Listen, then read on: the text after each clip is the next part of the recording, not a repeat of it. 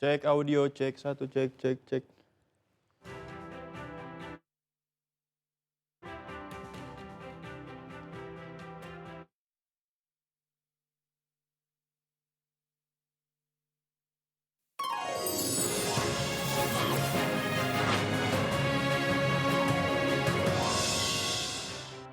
Halo pemirsa, kita berjumpa di segmen Sido News 5, ruang bincang yang bukan sekedar menyampaikan berita, tapi juga mengajak kita semua berpikir lebih dalam tentang apa yang sedang terjadi di negeri ini. Bersama saya Noval Zakwan.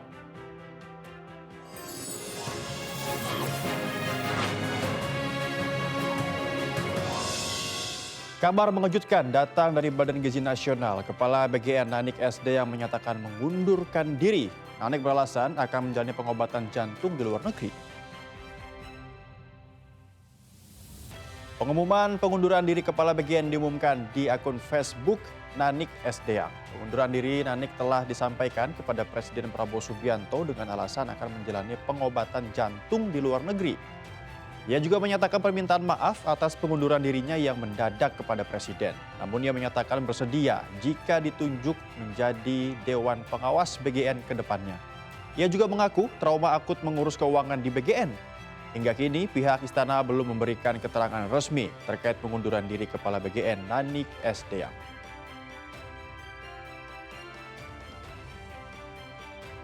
Pelimpahan kasus ex Jampitsus ke Kejaksaan Agung masih disoroti oleh publik. Yusril Ihza Mahendra angkat suara dan mengajak masyarakat untuk bersama mengawal kinerja Kejagung. Menurut Yusril, KPK memiliki kewenangan mengambil alih penyidikan apabila ditemukan penyimpangan dalam proses penanganan perkara tersebut. Ia menambahkan undang-undang memberikan kewenangan pada KPK untuk melakukan supervisi terhadap penyidikan perkara korupsi yang ditangani Polri maupun Kejaksaan.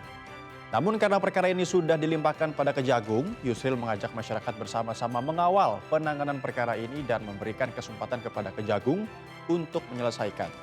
Yusril menegaskan apabila dalam proses penyidikan ditemukan penyimpangan, KPK dapat menggunakan kewenangannya mengambil alih penanganan perkara. Dan KPK juga sementara ini belum perlu mengambil alih penyidikan ini. Memang dia punya kewenangan mengambil alih dengan beberapa syarat. Ya, pertama adalah penyidikan itu berlarut-larut, nggak jelas kemana arahnya.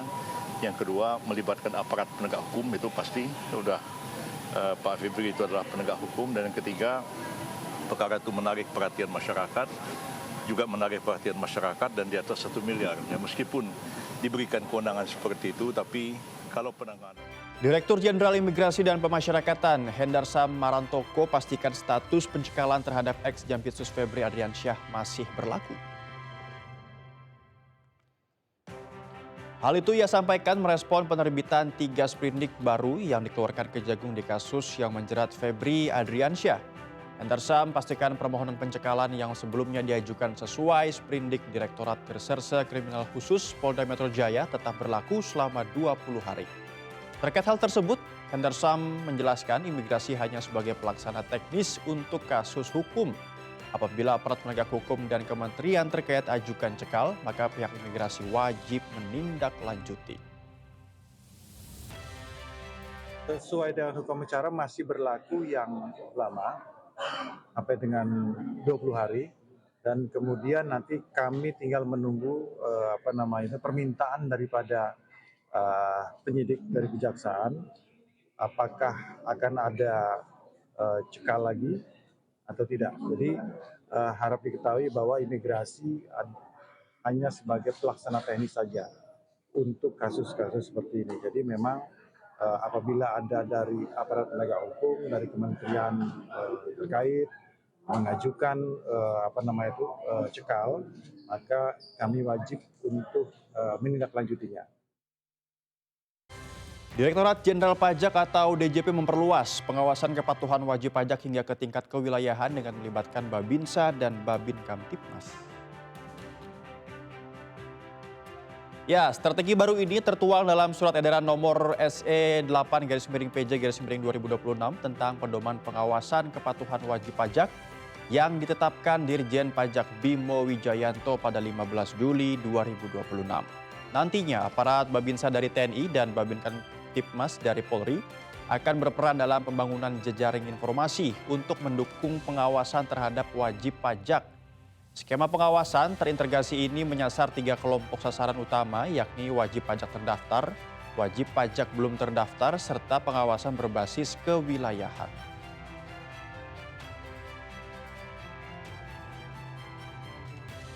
Pimpinan DPR RI mengingatkan agar Babinsa dan Babin Kamtibmas tidak menjadi alat untuk menakuti masyarakat dalam pengawasan pajak. Peningkatan pemasukan pajak harus dilakukan dengan penuh kesadaran, bukan oleh ancaman melalui alat kekuasaan negara. Sampai menimbulkan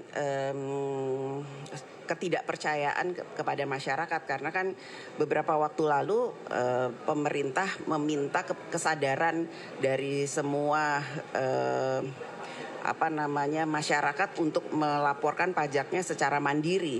Namun sekarang dilakukan hal tersebut. Jadi ini memang nanti di komisi terkait kami juga akan meminta keterangan terkait dengan hal itu supaya kepercayaan dari masyarakat jangan kemudian menurun karena adanya paksaan atau hal lain yang membuat kesadaran masyarakat yang kemarin itu sudah mau melaporkan pajaknya secara mandiri kemudian menjadi berubah. Nah, terkait dengan petugas pajak yang menggandeng Babinsa, jangan sampai nanti ada kesan menakut-nakuti ya.